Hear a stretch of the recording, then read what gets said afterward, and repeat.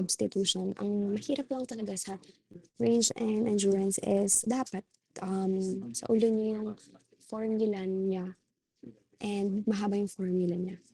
And yan also, lagi naman sa ating AFM or ating airspace flight mechanics, pag magka-compute kayo is dapat alam niyo yung i-check niyo muna yung mga conditions na need niyo i-consider before kayo gumamit ng kung anong formula yung gagamitin niyo.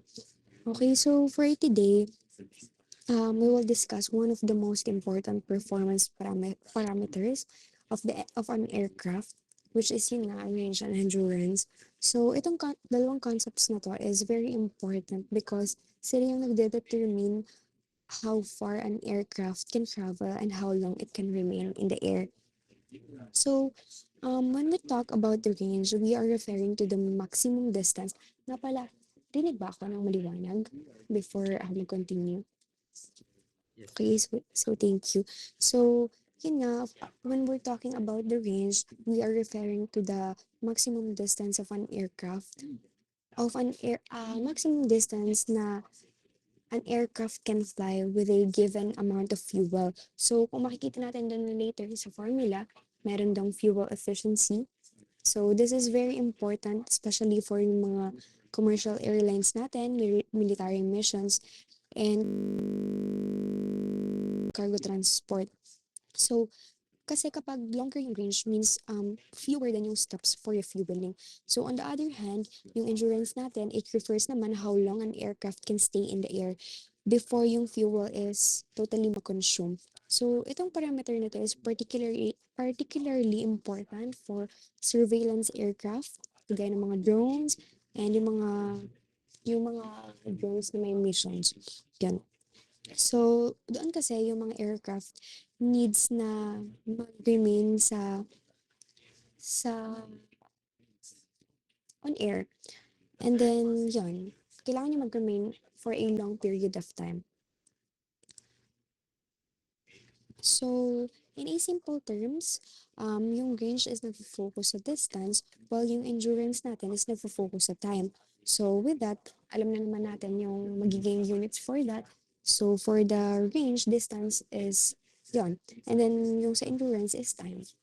So, throughout this lecture, we will understand on how aerodynamic efficiency, aircraft weight, and fuel consumption influence both yung mga performance ng mga with that given characteristics. So,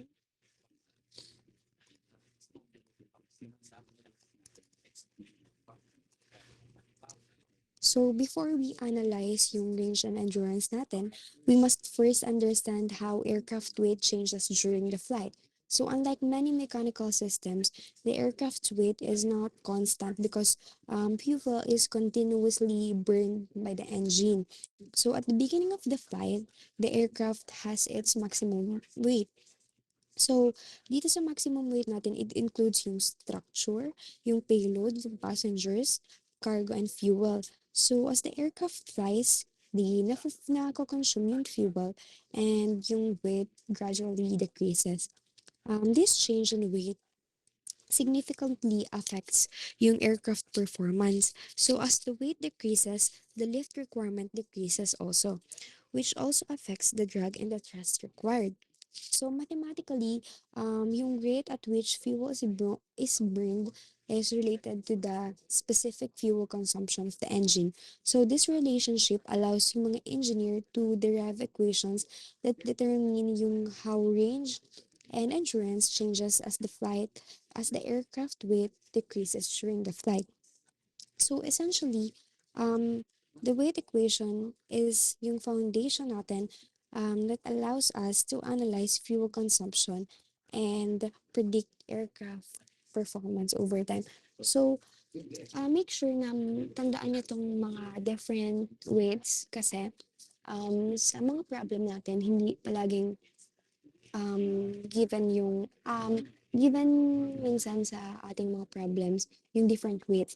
So, kailangan nyo pa i-minus or kailangan nyo pa i-add yung mga ibang weight para yun yung i-input nyo sa formula. So, kailangan alam nyo kung ano yung gagawin kapag yung iba't ibang weight or madaming weight yung given. So, moving on to the SFC and TSFC. So, differentiate natin itong two important terms related sa fuel consumption. So, yung SFC natin is the specific fuel consumption. It is typically used for the propeller-driven aircraft. So, it represents the amount of fuel consumed per unit power, per unit power produced by the engine.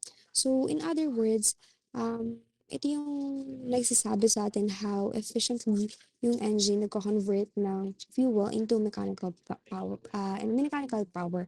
So, basically, SFC or the specific fuel consumption is for the propeller-driven aircraft wherein yung TSFC natin is yung thrust specific fuel consumption ginagamit naman to sa ating jet aircraft.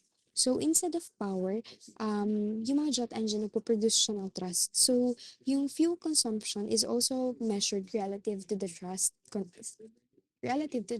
output. So, the key difference dito sa dalawang to is yung type of propulsion system. So, for the propeller aircraft nga, nag-rely siya sa shaft power wherein yung ating jet aircraft naman is nag-rely sa thrust force. So, mahalaga na alam niyo itong dalawang parameters because this is important because yung fuel efficiency ng engine is directly nakaka-affect sa aircraft range and endurance. And makikita niyo rin yan later sa ating formula. So, kapag ang engine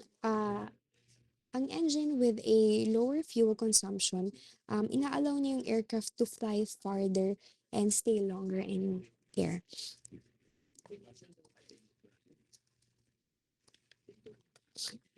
So, for the range ng ating piston propeller, start natin analyze yung range for the piston propeller aircraft. So, if the goal is to cover the longest possible distance, the aircraft must minimize yung fuel used per unit distance travel natin. So, in other words, gusto natin na gamitin yung least amount of fuel for every mile na tinatakbo ng isang aircraft. So, aerodynamically, this condition occurs kapag yung aircraft natin is nagpa-fly or lumilipad at the point where yung thrust required is minimum. So, at this operating point, yung drag na na-experience ng aircraft is na-minimize relative dun sa ating propulsion efficiency. So, kung ang pilot is gusto niya i-maximize yung range ng isang aircraft, ang strategy dun is to fly at the speed na corresponding dun sa ating minimum thrust required. So, with that, may ensure na yung fuel consumption per mile is also minimized. So, ito lang naman yung derivation natin for our formula ng range for our piston propeller. So, yan, hanggang dito. And then, itong naka-yellow, this is yung ating final working formula.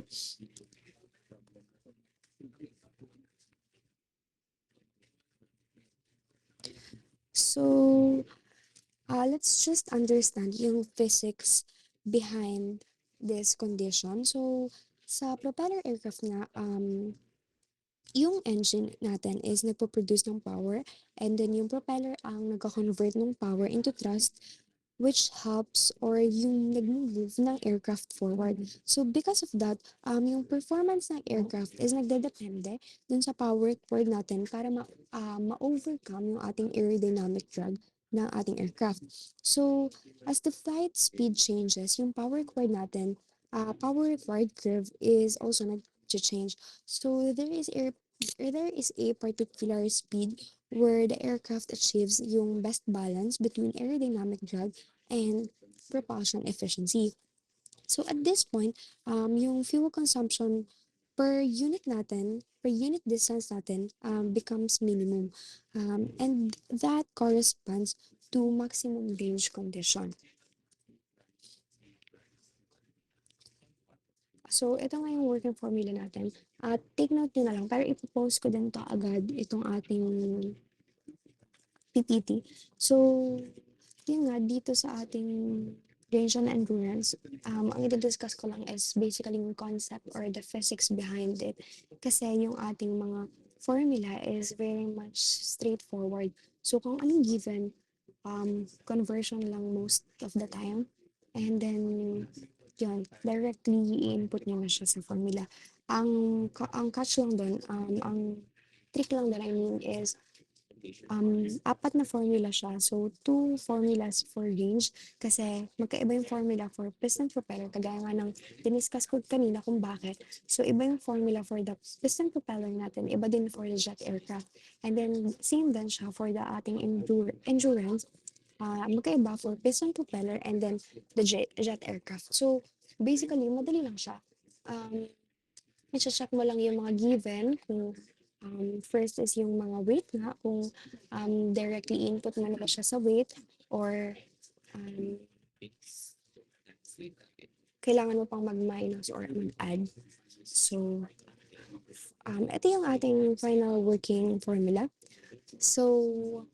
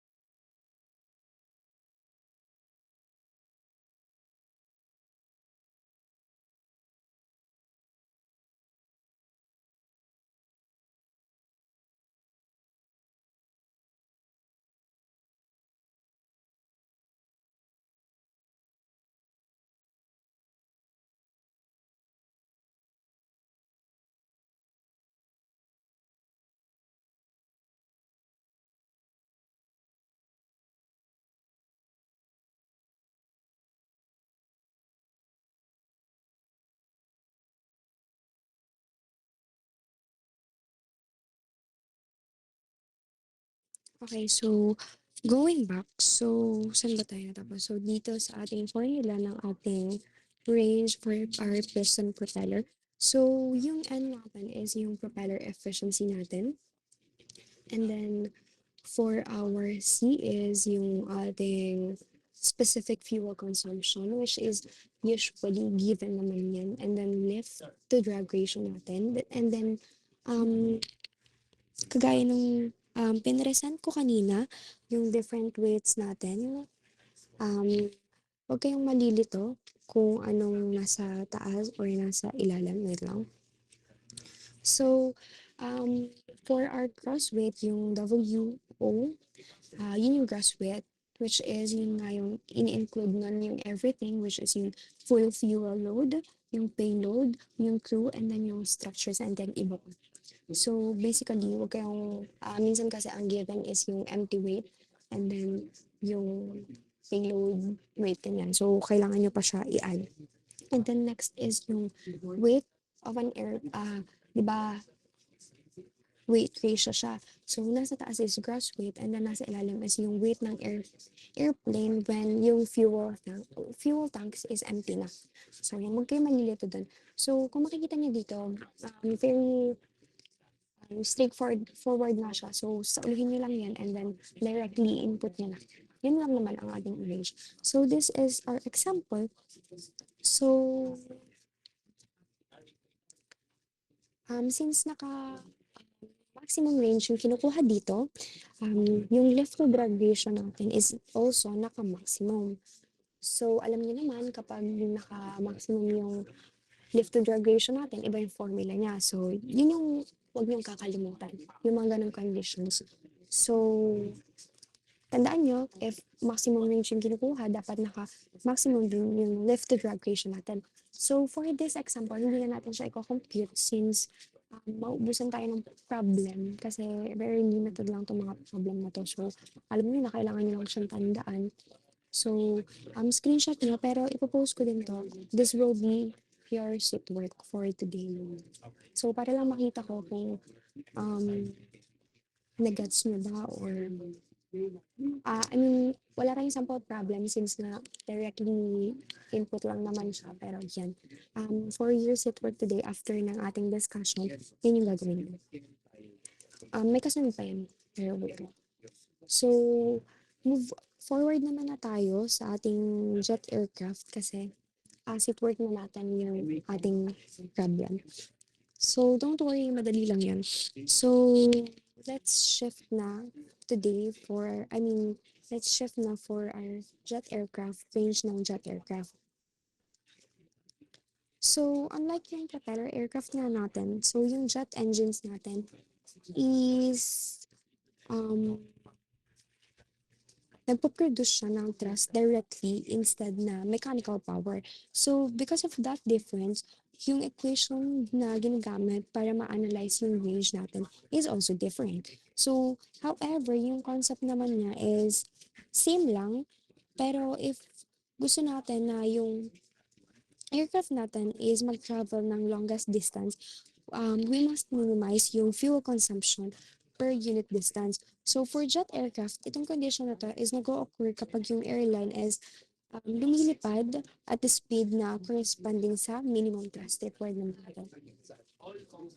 So this is just yung ating derivation. Hindi ko na siya i-discuss kasi hindi naman din natin siya gagamitin. Pero nilagay ko pa rin dyan. Yan. So, for our final formula ng ating range for our jet aircraft, eto. So, sa jet aircraft natin, fuel consumption nga, kagaya ng sabi ko kanina, is measured using the thrust-specific fuel consumption or yung TSFC. So, makikita natin yung specific fuel consumption natin here dito sa range is for thrust siya. Thrust-specific fuel consumption or yung CT dun sa ilalim ng 2. So, yan. Yun lang naman yung iba. And then, same lang din na empty weight and then gross weight, and then yung empty weight. So, yung range equation natin for jet is makikita nyo, nakadepende siya sa lift to drag ratio and cruise velocity and thrust specific fuel consumption and weight ratio. So one important difference compared sa ating propeller aircraft is yung velocity, it plays a direct role in jet range performance. So kaya mahalaga or kaya yung mga commercial jets natin is typically nagko-cruise siya sa high subsonic speeds kasi para mabalance yung aerodynamic efficiency and fuel consumption.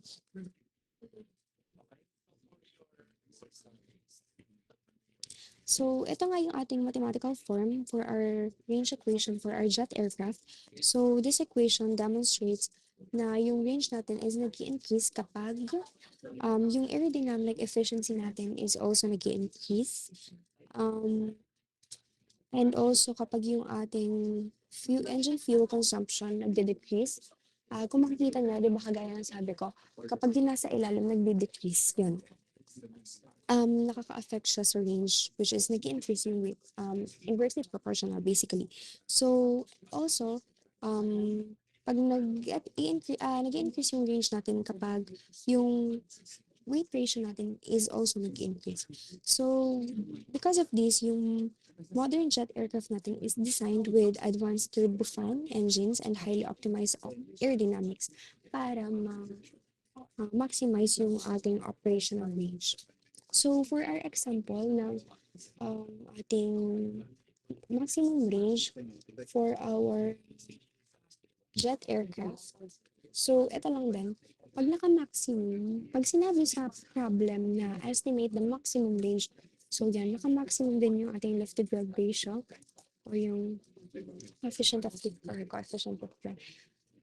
Um, And then, kapag sinabing range lang, yun na, hindi siya naka-maximum. So, okay, malilito. Kasi dun sa last prelim natin, sa last exam natin is, mamang gumagamit ng maximum conditions kahit hindi siya ginagamit, kahit hindi siya inihingi. So, dito, sit work din natin to. And also, alam niyo ba na midterm na pala, midterm na next week? Nasabi na ba sa inyo, na-discuss na ba sa inyo, or nabanggit na ba sa inyo? So, not sure pa sa ating schedule natin, pero next week is, yan, prelim na natin, midterm break. Medyo actually, ang magiging midterm natin is, I think, mas madami siyang computation.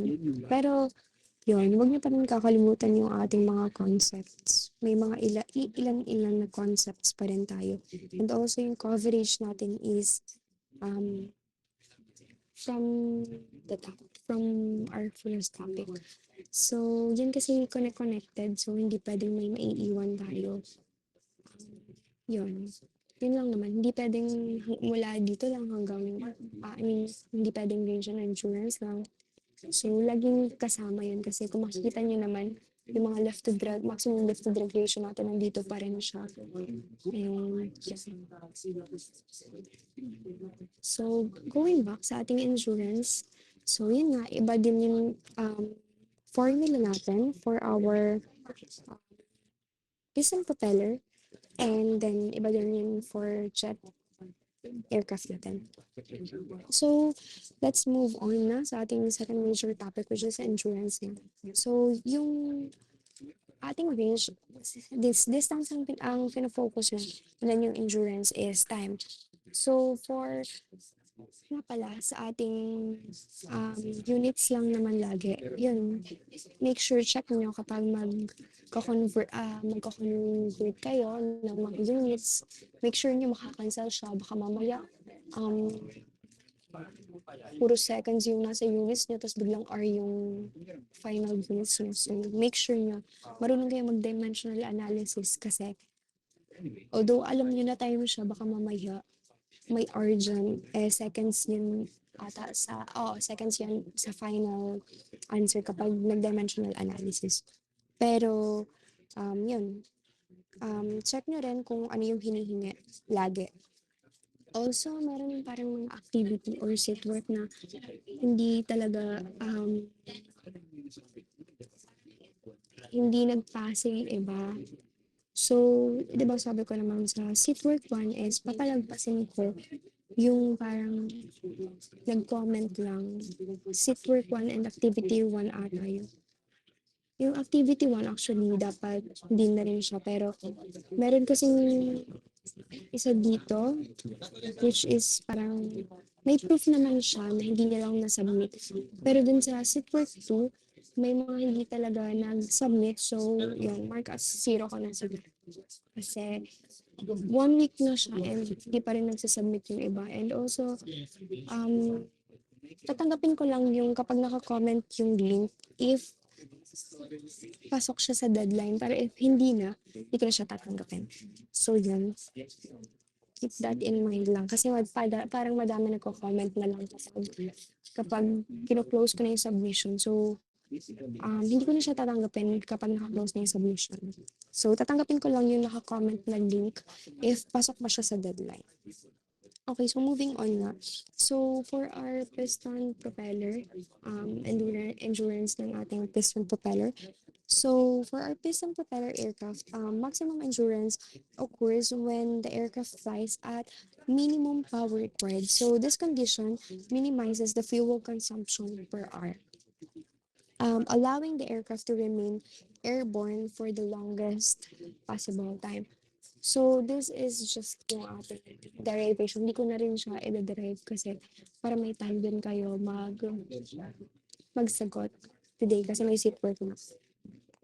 Pero hindi naman natin gagamitin yun. So, just to understand yung concept nitong ating endurance for our um, propeller aircraft. So, let's consider lang yung power required curve. So, sa low speeds, mataas yung ating induced drag. So, doon, nag-increase din yung power required. And then, at a high speed, parasite drug yung nagdo-dominate. Di ba kasama din siya sa prelim dun sa ating conceptual. So, yon at high speeds, parasite drug dominates and also nai-increase din yung ating power required. So, somewhere in between these two extreme lines, two extreme, dun sa dalawang yun, meron doon na minimum power required point.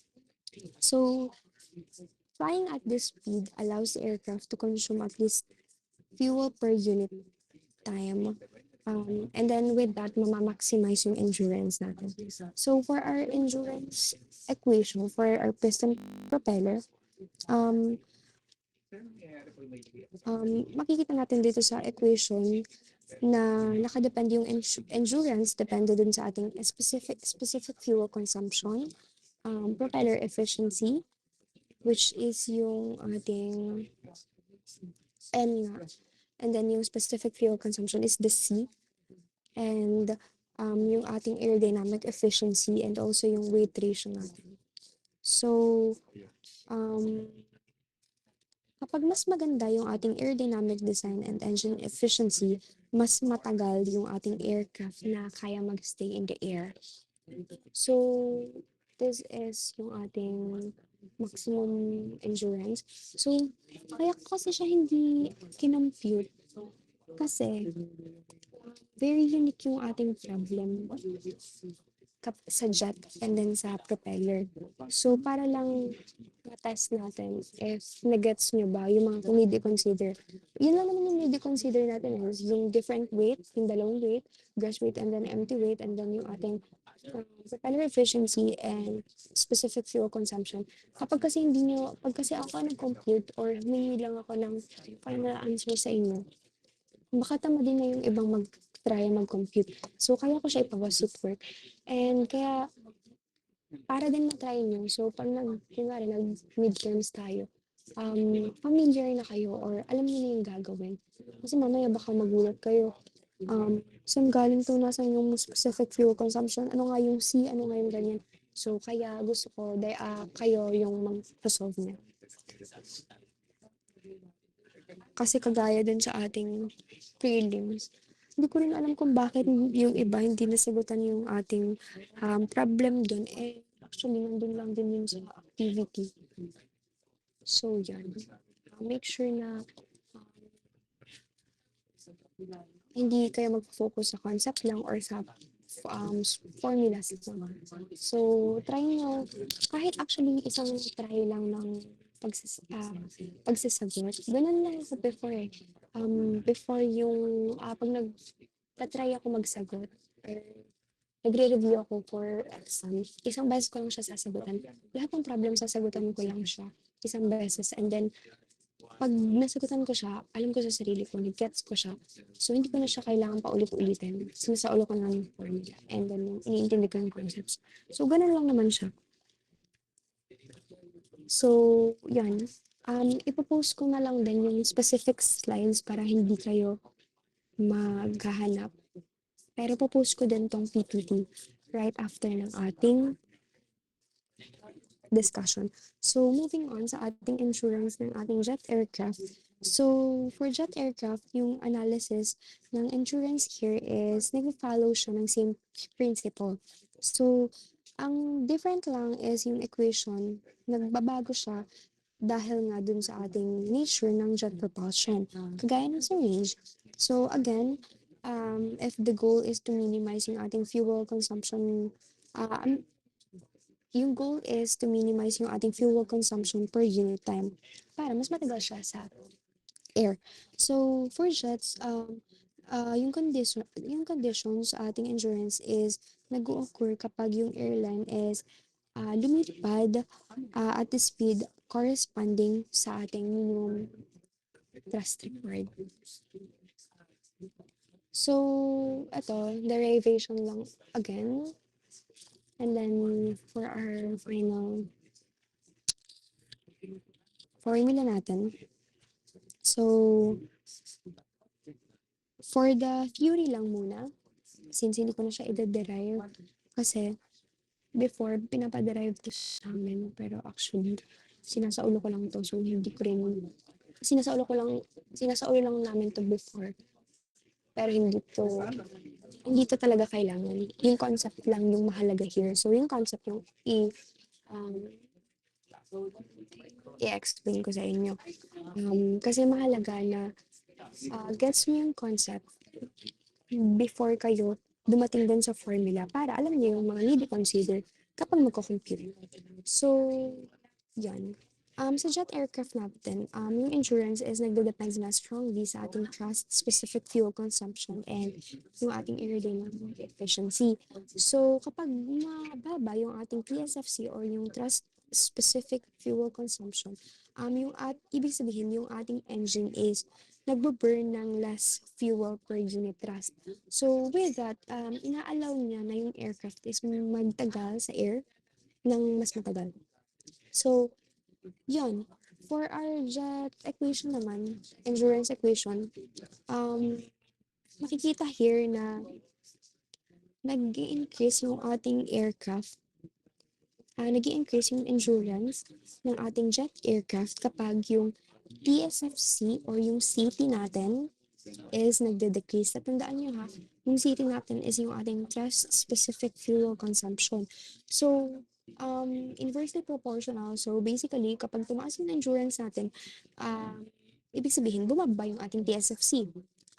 Pag tumataas yung endurance natin is, yung also yung aerodynamic efficiency natin is, since it's directly proportional, nag-increase din siya.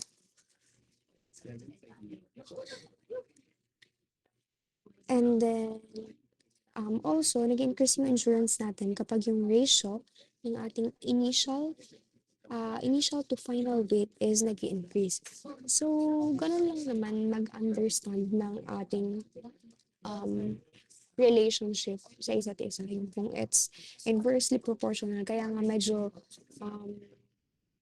yung pag-explain ko before nung prelim natin is hindi siya ganon na directly proportional or inversely proportional. Kasi nga, gusto ko maintindihan niyo siya ng mas madali. Pero, basically, ganun siya. Na pag nasa taas, yun, directly proportional siya. And then, pag nasa ilalim, kailangan, if ang hinanap is minimum, kailangan yung nasa ilalim natin is naka-maximum. So, ganun lang naman siya.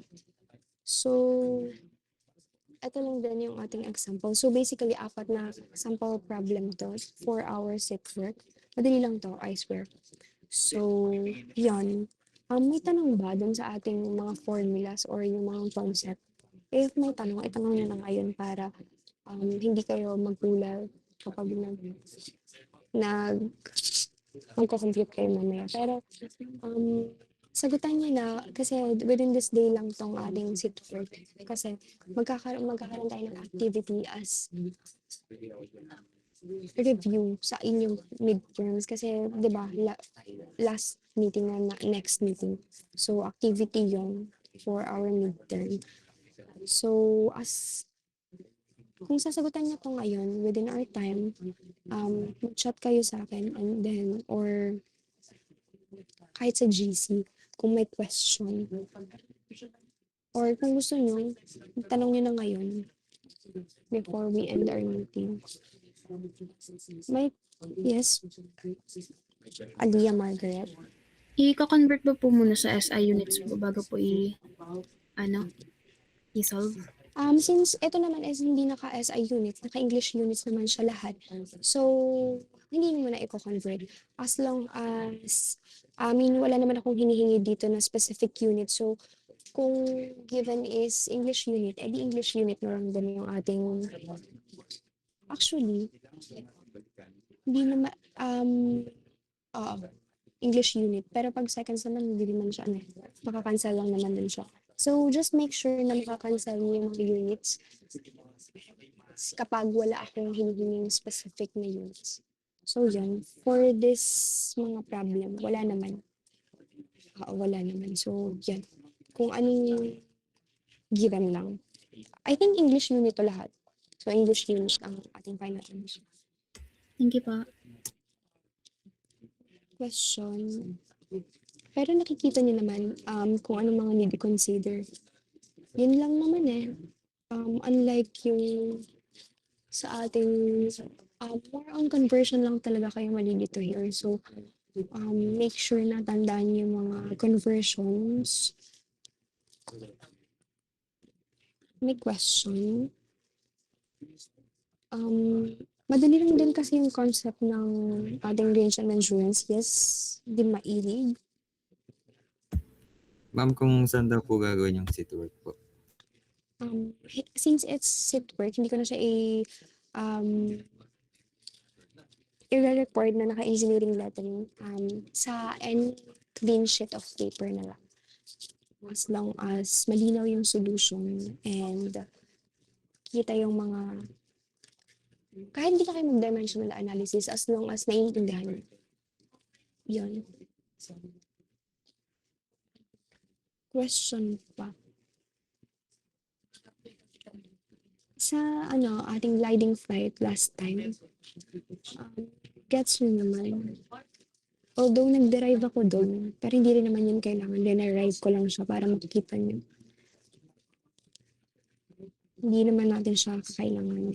And yung ating coverage is although static performance and drag polar lang siya. And then yung next is yung gliding flight and yung mga power available, power required, thrust required, and thrust available.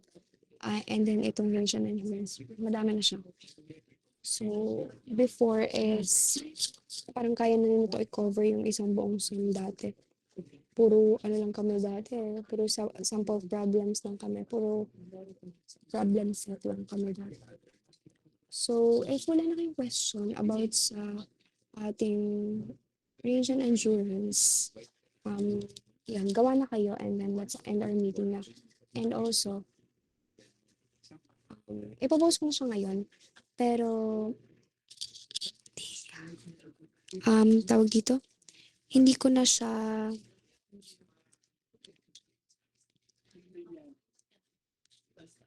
wait lang.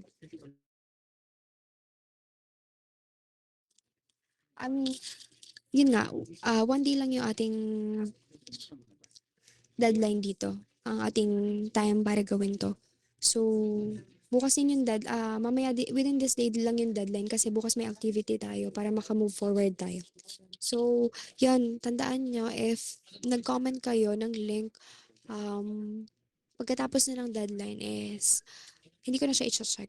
So, make sure na before deadline is it's either naka-attach yung drive or file ninyo or yung naka-comment yung link basta within yung deadline.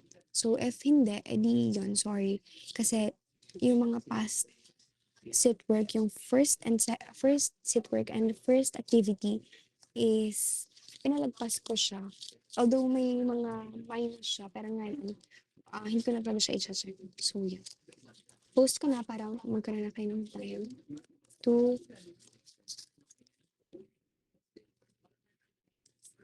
do your sit work. Wait lang, post ko lang and then check niyo if mag-reflect agad sa inyo. Kasi minsan hindi agad nag-reflect.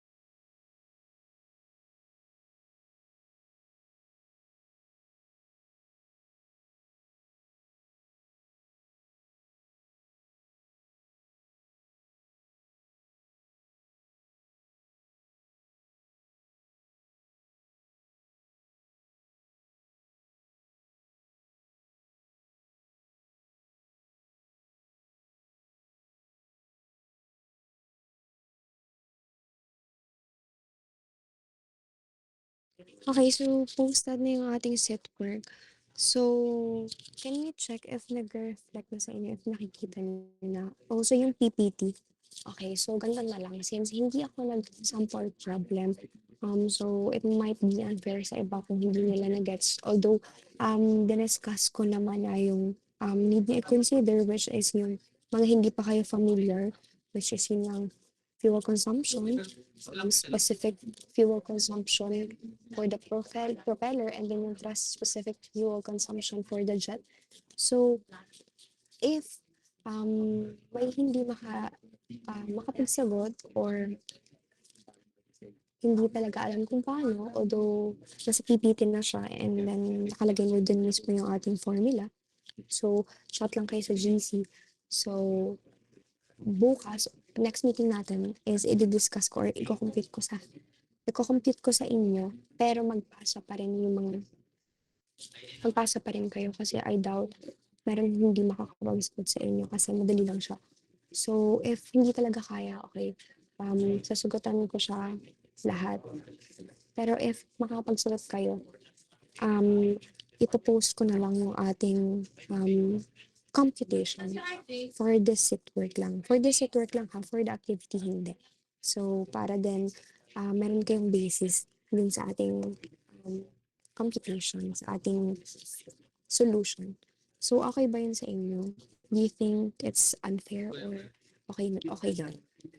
Kasi, yun nga, gusto ko lang makita kasi pag kasi sinagutan na natin to ngayon, itong mga sample problems natin is hindi kayo magkakaroon ng um, yung makatamad na kayo magsagot. So, kaya ko lang naman siya pinasample, pinasit work. So, yan. May question, may clarification, violent reaction. So, yan. Magsabi na lang kayo sa GC if kung gusto niyo talaga siya, explain ko siya sa inyo yung computation or okay na sa inyo tomorrow yung ating yun na, computation, mag-upload na ako. So, tomorrow, kahit may hindi pa nakakapag-submit, since ngayon naman ang deadline natin within this day. So, kung bukas meron pang hindi nakakapag-submit, edi hindi ko na yung i-check talaga. Kasi i-upload ko na rin yung ating solution, okay? So, yan. Thank you for attending our class. So, you can leave the meeting na if you don't have questions na. Mag-generate lang ako